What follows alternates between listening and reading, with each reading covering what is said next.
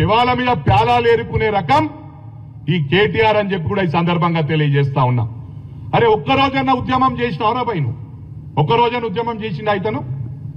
America నుంచి direct ఊడిపడి ఒక ఉద్యమకారుని నోట్ల మనువోసిండు, కేకే మహేందర్ రెడ్డి నోట్ల. ఆయన కూడా ఎన్నికలలో ఎంత 300 ఓట్లతో గెలిచిండు. ఈయన గొప్పతనమా? ఈయన పడగొట్టింది ఏంది? పడగొట్టింది ఏం లేదు.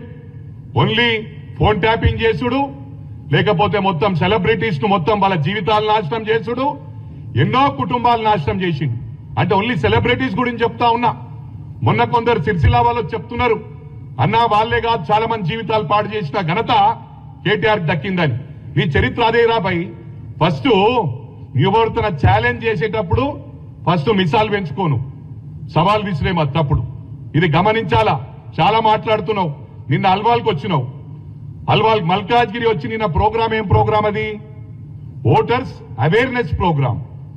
ఓటర్స్ అవేర్నెస్ ప్రోగ్రామ్ లో వచ్చి నేను పీక్తా ఏక్తా అని మాట్లాడు ఎంతవరకు రైటో నాకు అర్థం కావట్లేదు. ఏం పీక్తావు నువ్వు? అల్వాల్ వచ్చుంటా అంటున్నావు, సిరిసిల్లకు నాకు రారాదా? అరే నేను గుండాయిజం అంటున్నావురా. గుండాయిజం చేసింది ఎవరు? ఒక బ్రాహ్మణ్ కుటుంబాన్ని, అడ్వకేట్ కుటుంబాన్ని మిట్ట మధ్యాహ్నం మంత్రిలా నరికి చంపిన ఘనత నీ పార్టీకి దక్కింది. నువ్వు ఇలా మాట్లాడుతా ఉన్నావు. దళితులను ఉష్క మాఫియా చేసినవు రాబాయి. 1000 కోట్ల రూపాయలు ఓన్లీ సిరిసిల్లాల నేరెలా సంపాదించడం అని చెప్పి నేను ఛాలెంజ్ ఇస్తుతా ఉన్నా. ప్రూవ్ చేయి. 8 మంది దళితులను వాళ్ళని సంసారానికి వాడికి పనికి రాకుండా 3rd డిగ్రీ ఇప్పించిన ఘనత నీకు దక్కింది రాబాయి. టోటల్ పోలీస్ డిపార్ట్మెంట్ ను మిస్యూజ్ చేసిన ఘనత నీది. మరి అదే విధంగా ప్రవాళిక కేసు, ఆ రోజు అమ్మాయి సూసైడ్ చేసుకొని చనిపోయింది. గ్రూప్ 2 ఎగ్జామ్ పోస్ట్పోన్ అయినందుకు ఆయన వాళ్ళ బ్రదర్ క్లియర్ గా స్టేట్మెంట్ ఇవ్వడం జరిగింది. గ్రూప్ 2 పోస్ట్పోన్ కావటం వలన అమ్మాయి డిప్రెషన్ లోకి పోయి సూసైడ్ చేసుకుందని. అరే స్పాంటేనియస్ గా లెట్ ఇట్ బి ఎనీథింగ్. అరే పోలీస్ ఇన్వెస్టిగేట్ చేస్తా ఉన్నారు, తప్పకుండా సమాచారం ఇస్తా అని చెప్పాలి. కానీ స్పాంటేనియస్ గా లవ్ మ్యాటర్ అని చెప్పుడు ఎంతవరకు రైట్ రా? ఒక కుటుంబాన్ని ఉసురు దాక్తారా నీకు? ఈ విధంగా మాట్లాడు, మానేసుకో. నీకు ఫీలింగ్స్, ఇతరుల ఫీలింగ్స్ తెలియదు. ఎవరి ఫోన్ లేపావు, పీక్ పడగొట్టినావు. మల్కాజ్గిరికి వచ్చి ఇంతకు ముందు దత్తకు తీసుకుంటా అన్నావు. ఏం దత్తకు తీసుకున్నావు రాబాయ్? నిన్నొచ్చి మళ్ళా నేను నిలబడతా, పీక్తా, పడగొడతా అంటున్నావు. నీ సిరిసిల్లాకి వచ్చి నేను కూర్చుంటా రాబాయ్. నేను చేసిన సోషల్ యాక్టివిటీస్ ఎందుకు చెప్తలేవురా? గుండాయిజం చేసింది మీరే. మీ అటువంటి వాళ్ళని అడ్డుకుంటే మాది హీరోయిజం రా, గుండాయిజం కాదు. రేపటి నుంచి మా హీరోయిజం ఎట్లుంటో చూపిస్తా. ఇవాళ మా ప్రభుత్వం వచ్చినాక దాడులు చేసింది మీరే, రాళ్లు కొట్టింది మీరే, దౌర్జన్యాలు చేసింది మీరే. అందుకే నేను కాంగ్రెస్ క్యాడర్కు విజ్ఞప్తి చేస్తా ఉన్నా, మనం దాడికి ప్రతి దాడి చేయవలసిన అవసరం ఉందని చెప్పి కూడా ఈ సందర్భంగా తెలియజేస్తా ఉన్నా. కేటీఆర్ మరోసారి తెలియజేస్తా ఉన్నా, నువ్వు చేసింది నీ కుటుంబానికి ఏదైతే సెక్రటరేట్ లో నెట్వర్క్, సెక్యూరిటీ నెట్వర్క్ కూడా మొత్తము టెండర్ లేకుండా 100 కోట్లది నీ సొంత కుటుంబానికి ఇచ్చిన ఘనత నీకు దక్కింది రాబాయి. ఒక్కటి గుర్తు చేసుకో కేటీఆర్, నువ్వు చేసే అరాచకాలు. ఇవాళ ఏమన్నాడు మనోడు నిన్న? దండుపాలెం బ్యాచ్ అంటే తెలుసా రాబాయి నీకు? దండుపాలెం బ్యాచ్ అయినా లేకపోతే స్టివర్డ్పురం దొంగలైనా నీకన్నా వాళ్ళకి మినిమం ఎథిక్స్ ఉంటాయి. సొంత చెల్లెది ఫోన్ ట్యాపింగ్ చెయ్యర్రా. సొంత చెల్లెది కాన్వర్జేషన్ ఇనుడు, సొంత బావ ఏం మాట్లాడుతుండో ఇనుడు. ఇది దొంగతనం అంటారు. దొంగల బ్యాచ్ అంటారు. దొంగల బ్యాచ్ నువ్వురా. దొంగ పనులు చేస్తూని నువ్వు అప్పా జంక్షన్ లా మంత్రిగా గన్మెన్ లేకుంటే ఇవాళ సాయంత్రానికి ఏం మొదలైతాయి? వాళ్ళ పట్టగాళ్ళందరిగా షురూ చేస్తారు ఫోన్లు.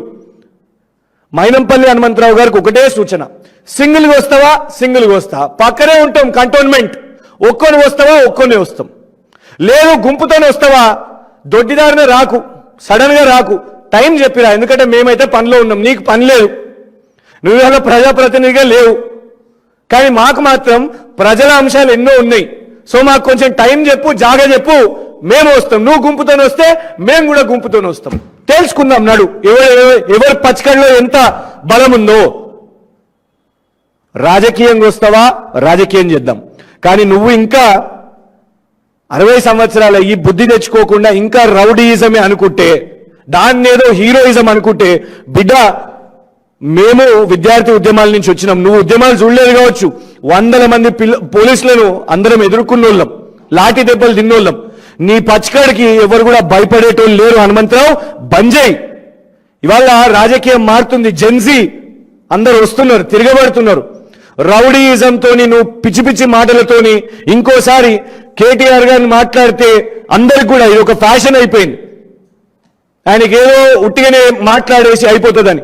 ఇవాళ వాళ్ళ భయం ఏంటంటే ఆయనే ఒక వక్తగా ప్రపంచ స్థాయిలో ఎక్కడైనా కూడా మాట్లాడగలుగుతాడు, పెట్టుబడులు ఆకర్షించగలుగుతాడు, అడ్మినిస్ట్రేషన్లో సక్సెస్ అయింది, ఎలక్షన్స్ గెలిపించగలిగిండు. 1 కాదు 2 సార్లు. 2000 మొదటిసారి 15లో జిహెచ్ఎంసీ ఎలక్షన్స్ అయినప్పుడు బ్రహ్మాండంగా క్లీన్ స్వీప్ చేసి మేయర్ అయ్యాడు. 2020లో మళ్ళీ ఎలక్షన్స్ అయినప్పుడు మళ్ళా బీఆర్ఎస్ పార్టీ మేయర్ అయ్యేటట్టు నేతృత్వంలో కేటీఆర్ గారు చేసి చూపెట్టారు. 3ఓసారి హ్యాట్రిక్ చేస్తారు కాబట్టి కేటీఆర్ గారిని ఎట్లా డైవర్ట్ చేద్దామా, ఎట్లా టార్గెట్ చేద్దామా, క్యారెక్టర్ అసాసినేషన్, వ్యక్తిత్వ హననం ఎట్లా చేద్దామా అని ఇలా మాట్లాడుతూ కేవలం కాంగ్రెస్ పార్టీ అదే టార్గెట్ చేస్తున్నారు. కాబట్టి మీకు కేటీఆర్ గారు అవసరం లేదు, కేటీఆర్ గారు వారి ప్రోగ్రాంలు చేసుకుంటారు, మేం చాలు. మళ్ళీ ఒకసారి ఛాలెంజ్ చేస్తున్నాం, హనుమంతరావు మైనంపల్లి సింగిల్ గా వస్తే సింగిల్ గా వస్తాం, గుంపుగా వస్తే మొత్తం బీఆర్ఎస్ అందరూ కూడా గుంపుగా వద్దాం, చలో చూసుకుందాం, బస్తీ మే సవాల్. సర్పంచ్ ఎన్నికలు అయితే సర్పంచ్ అభ్యర్థుల మీద మూత్రాలు చేయడము పోయి ఇలాంటి చిల్లర చేష్టలు చేస్తున్నారు. అది రాష్ట్ర వ్యాప్తంగా జరుగుతుంది, మల్కాజ్గిరిలో కూడా జరిగింది. కార్యకర్తలందరూ ధైర్యంగా ఉండాలి. ఎవడు రౌడీయిజం చేసినా కూడా అండగా పార్టీ మొత్తం ఉన్నది, లీగల్ సెల్ ఉన్నది, వర్కింగ్ ప్రెసిడెంట్ కూడా ఉన్నారు అని మా కార్యకర్తలకు భరోసా ఇచ్చినాము. ఎక్కడ కూడా నీ పేరే తీసుకోలేదు. ఎందుకు ఇవాళ నిజంగానే మేము ముఖ్యమంత్రి రేవంత్ రెడ్డి గారిని అడుగుతున్నాం, హైదరాబాద్ నగరం మొత్తం కూడా ఇవాళ కుక్కలు ఎట్లున్నాయో మీ కాంగ్రెస్ పార్టీలో కూడా ఇట్లాంటి వ్యక్తులు కొందరు పిచ్చి కుక్కల్లాగా చేస్తున్నారు. నీ పేరు తీయకుండా నేను గాంధీ భవన్లో కూర్చొని పిచ్చి కుక్కలాగా ఎందుకు అరుస్తున్నావు? మైనంపల్లి హనుమంతరావు గారు, సారీ గారు అని నేను ఎందుకు అనాలనో కూడా అనిపిస్తుంది నాకు. అసలు మేము ఎందుకు ఈ ప్రెస్ మీట్ పెడుతున్నామో అని కూడా అనిపిస్తుంది వాస్తవానికి.